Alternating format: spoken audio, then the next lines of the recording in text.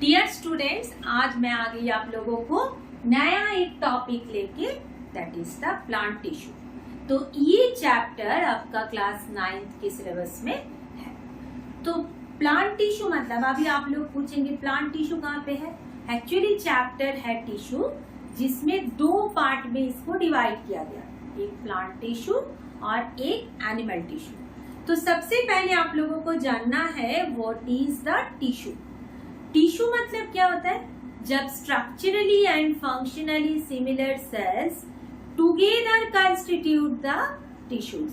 मतलब जो cell structurally और फंक्शनली सिमिलर होता है, मतलब सेम टाइप का काम करते हैं, सेम दिखने में रहता है, वो सारे सेल्स एक साथ बनाते हैं टिश्यूज।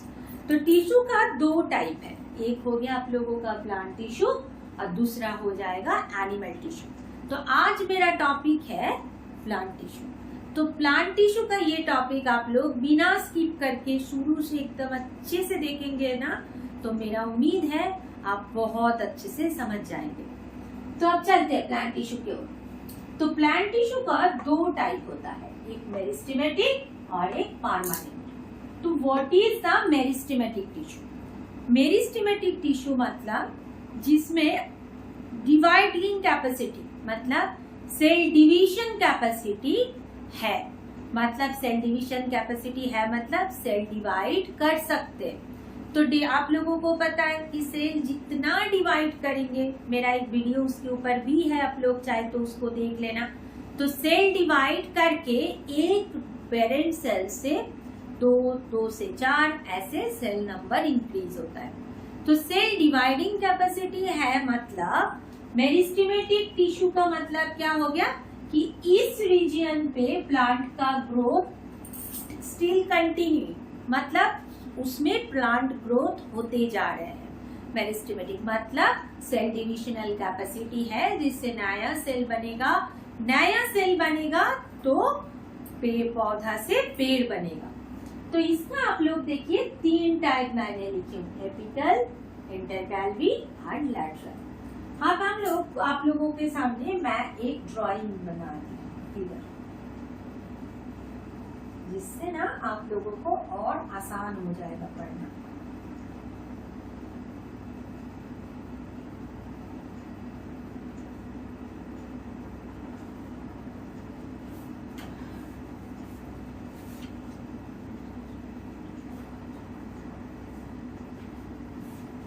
देखिए ये जो है ना, ऊपर जो मैंने ड्राइंग किया, that is the apical portion.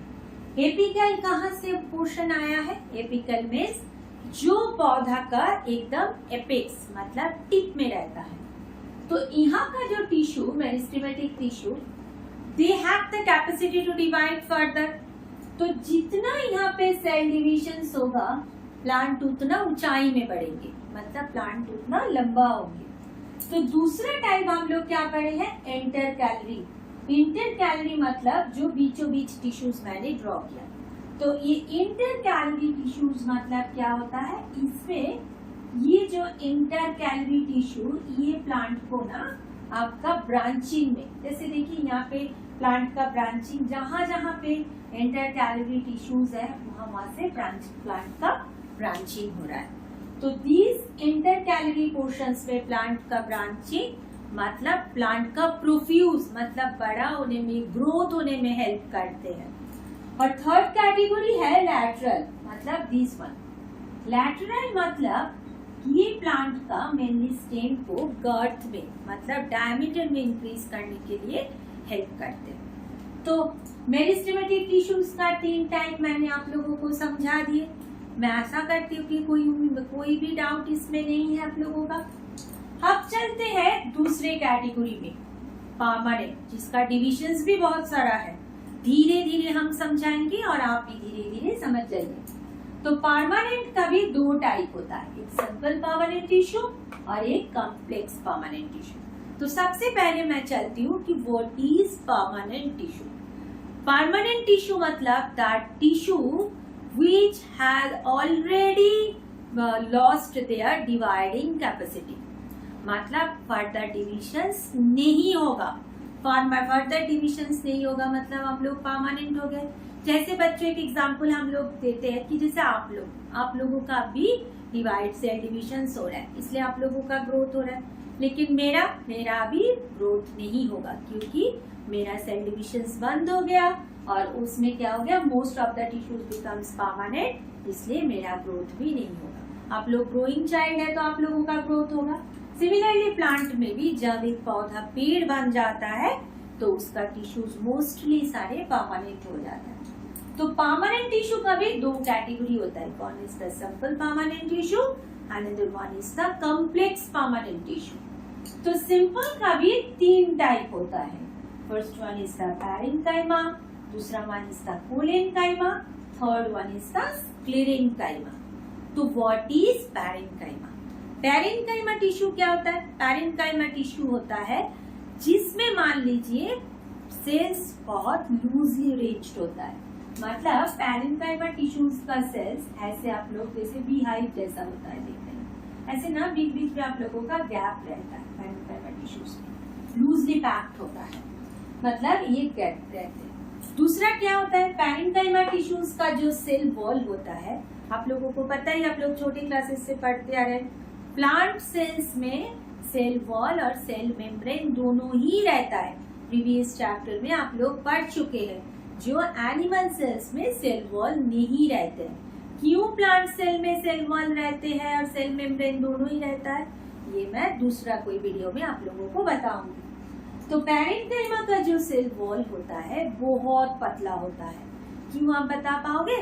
क्योंकि पैरेन्काइमा सेल्स के अंदर उसमें पानी घुसने का जरूरत पड़ता है, जहाँ पे सेल्स पतला होता है, मतलब थीन लेयर्स होता है। और पैरेन्काइमा सेल्स जो होता है ना, इसका भी बहुत सारे फंक्शंस होता है। उसमें पहला फंक्शंस क्या होता है पैरेन्काइमा का? इट स्टोर्स फूड, मतलब पैरेन्काइमा टिश्यू स्टोर्स फूड। दूसरा फंक्शंस क्या होता है पैरेन्काइमा का?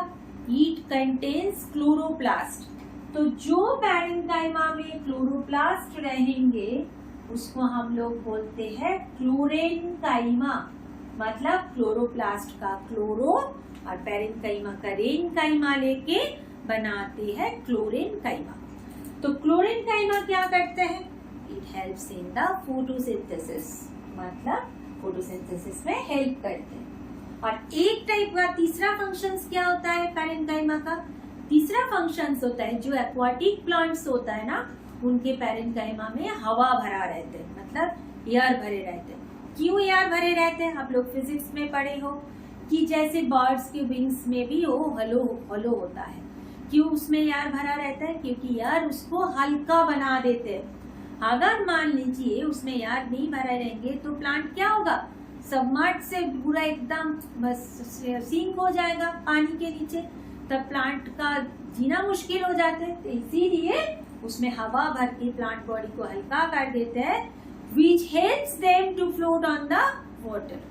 समझ गए आप लोग? तो पैरेन्काइमा का भी 3 फंक्शंस मैंने बताए। First one is the store foods, second one is the containing chloroplast which is known as the chlorenchyma and helps in the photosynthesis, and third one is the erenchyma, मतलब air containing parenchyma which helps the plant to float on the water। तो हो गया parenchyma. अब चलते हैं हम लोग collenchyma. तो कोलेन्काइमा क्या है? Collenchyma is the flexible part of the simple permanent tissue. जैसे आप लोग देखिए ना, पेड़ का कोई ब्रांच को हम लोग इजीली उसको मोल्ड कर सकते हैं। तो क्यों मोल्ड कर सकते हैं? कभी आप लोग सोचे हैं? Due to this collenchyma which makes the branches flexible by which we can mould और we can break the plants. अगर कोलेन्काइमा नहीं रहते हैं तो you cannot grow the rose plant by the vegetative reproduction by cutting of the branches, that is known as the colenenchyma। And the third simple permanent tissue is sclerenchyma, which is the rigid hard structure like husk of the coconut, जैसे outer coating of the nut।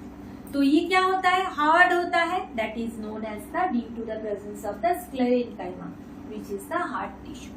अब हम लोग चलते हैं कि plant के जो tissues है ना, उसके बाहर, मतलब ये सब सिंपल परमानेंट टिश्यू के बाहर एक लेयर रहते हैं जिसको हम लोग बोलते हैं एपिडर्मिस। एपिडर्मिस में क्या रहता है, जैसे लीफ की एपिडर्मिस में आप लोगों को पता है छोटा छोटा सा स्मॉल पोर्स रहता है, and these small pores on the leaves are known as the stomata। अब सुन के लग रहा है ना कि ये टर्म आप लोगों को पता तो है ही, आप लोग तो जानते ही है। तो स्टोमाटा क्या करते हैं, stomata helps in the gaseous exchange of the plant and helps in transpiration also. अब मैं बताऊंगी क्यों ट्रांसपिरेशन जरूरी है। तो नेक्स्ट आ गया, तो this is known as the अब बता दिए स्टोमाटा। तो नेक्स्ट टॉपिक की ओर चलते हैं, permanent tissue, that is the complex permanent tissue. तो what is the complex permanent tissue? Complex मतलब these permanent tissues are very much complicated in structures। तो complex permanent tissues mostly helps in the transportation of plant। तभी आप लोग पूछेंगे कि what is transportation? Transportation का दो टाइप होता है, पहला टाइप होता है वाटर ट्रांसपोर्ट और दूसरा टाइप होता है फूड ट्रांसपोर्ट। आप लोग को इस साल जरूरी नहीं है बोल के मैं नहीं बता रहा है, लेकिन इनका भी दो अलग अलग टर्म होता है। फूड ट्रांसपोर्ट को बताया जाता है एसेंट ऑफ सैप और ट्रांसपोर्टेशन, बट फूड ट्रांसपोर्ट को बताया जाता है ट्रांसलोकेशन ऑफ फूड। तो सबसे पहले कॉम्प्लेक्स परमानेंट टिश्यूज का भी दो टाइप होता है, one is the xylem and another one is the phloem. तो जाइलेम का आप लोगों को पता है कि यहाँ पे चार पार्ट्स मैंने समझाए। तो first part is the tracheids, second part is the vessels, third part is the parenchyma and fourth part is the fibres. जिसमें ये ट्रैकाइड्स और वेसल्स होता है ट्यूब्यूलर स्ट्रक्चर, मतलब ट्यूब लाइक स्ट्रक्चर। ये क्या करते हैं, आप लोग कभी सोचे हो कि रूट वाटर एब्जॉर्ब करता है, but how the water get reach to the leaf, how the water reaches to the leaf, कैसे होता है? This xylem is responsible, and more precisely we can say that tracheids and vessels are responsible for the transportation of water from the root to the leaf। ये continuous जो length होता है, आप सोचो एक पेड़ जैसे बनियान ट्री कितना हाइट होता है उसका, तो these tubular structure क्या करते हैं, कंटिन्यूटी मेंटेन करते हैं। मैं इधर आप लोगों का जाइलेम का एक फिगर ड्रॉ करके समझा देते हैं, जाइलेम का एक फिगर ड्रॉ करके हम समझा देते हैं। जैसे आप लोग मान लो यहाँ पे कि जैसे ऐसे ट्यूब लाइक स्ट्रक्चर होता है, ये ट्यूब लाइक स्ट्रक्चर क्या करते हैं, एक दूसरे के ऊपर ऐसे सजा कर उसमें क्या होता है ना, उसमें कंटिन्यूअस चैनल बनता है। तो ये ट्यूब लाइक स्ट्रक्चर मान लीजिए ये रूट है और यहाँ पे आपका लीफ है। तो ये स्ट्रक्चर क्या होता है, और बीच बीच में ना ऐसे ऐसे आप लोगों का डिजाइन्स रहते हैं जिसमें बहुत सारे पोर्स रहते हैं। तो रूट से वाटर एब्जॉर्ब करके ऊपर लीफ तक पहुंचता है, लेकिन कैसे पहुंचेगा? जैसे मान लीजिए पानी जब खत्म होता है तभी हम लोग पंप चालू करके पानी को ऊपर टैंक में उठा लेते हैं। तो सिमिलरली जब ट्रांसपिरेशन होता है, transpiration means when the excess water loses through the transpiration। तो जब एक्सेस वाटर लूज हो जाता है तभी प्लांट इसमें रिस्पॉन्सिबल हो जाता है कि कैसे इसमें से हम लोग वाटर को खींच के ऊपर तक लेके जाएंगे। तो मीनिंग मतलब क्या हुआ इसका, मतलब हुआ कि पानी का जब कमी होगा तभी रूट बोर्ड से पानी अब्सॉर्ब होगा और वो लीफ तक पहुंचेगा। जैसे जितना ज्यादा पसीना आता है हम लोग उतना ही ज्यादा पानी पीते हैं, उसी टाइप का ये होता है। तो ये दोनों एक ट्यूब्यूलर स्ट्रक्चर्स जो पानी को ऊपर लेके जाने में हेल्प करते हैं।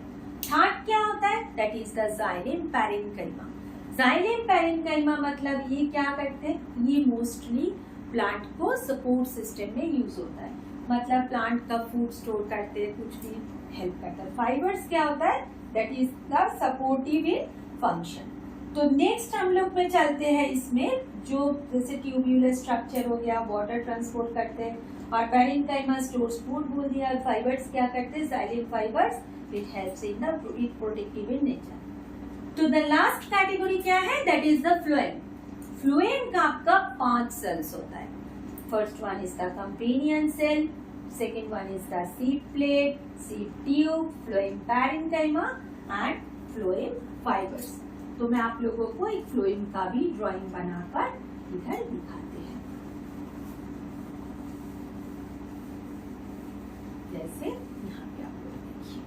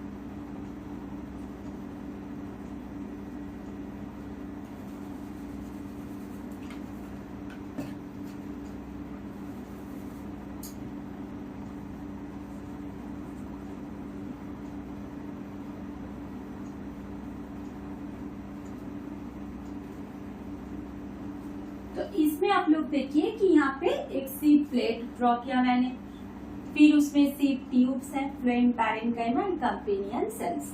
तो ये है एंटायर फ्लोएम का स्ट्रक्चर, और जो फ्लोएम फाइबर्स उसको मैंने ड्रॉ नहीं किया क्योंकि ये प्रोटेक्शन में हेल्प करते हैं। तो फ्लोएम का क्या काम है? फ्लोएम का काम है ट्रांसलोकेशन ऑफ फूड, मतलब जो लीफ में खाना पकता है उसको थ्रू आउट द बॉडी कौन सा डिस्ट्रीब्यूट करेंगे?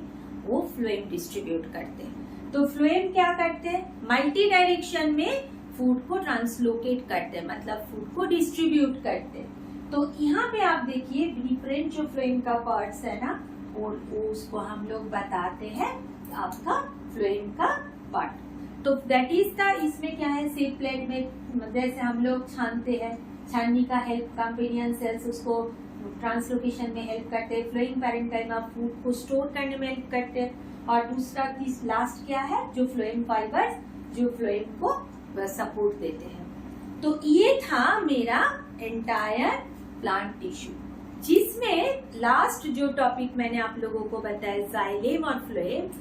जाइलेम और फ्लोएम को टुगेदर हम लोग बोलते हैं वास्क्यूलर टिश्यू, वास्क्यूलर टिश्यू। ये दोनों को हम बोलते हैं, बस हम लोग बोलते हैं इसको वास्क्यूलर टिश्यू, बिकॉज ये वास्क्यूलर टिश्यू ट्रांसपोर्टेशन में हेल्प करते हैं, मतलब फूड और वाटर ट्रांसपोर्ट में हेल्प करते हैं। तो ये था मेरा आज का topic, that is the plant tissue. अगला टॉपिक रहेगा एनिमल टिश्यू, वो हम आप लोगों को दूसरे कोई वीडियोस में बताएंगे। तो what are the important questions which are coming in the examinations?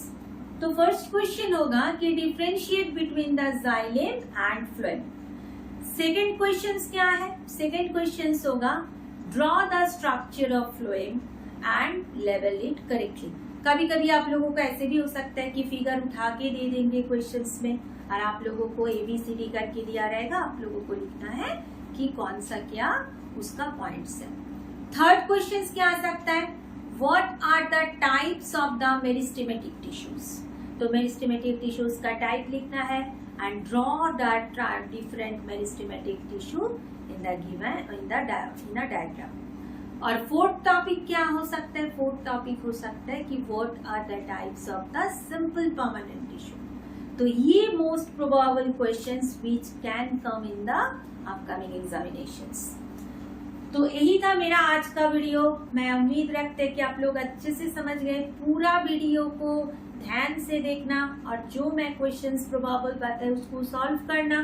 कोई भी डाउट होगा तो मेरे को कमेंट करके पूछना। और मेरे चैनल को जरूर लाइक, सब्सक्राइब एंड कमेंट कर देना।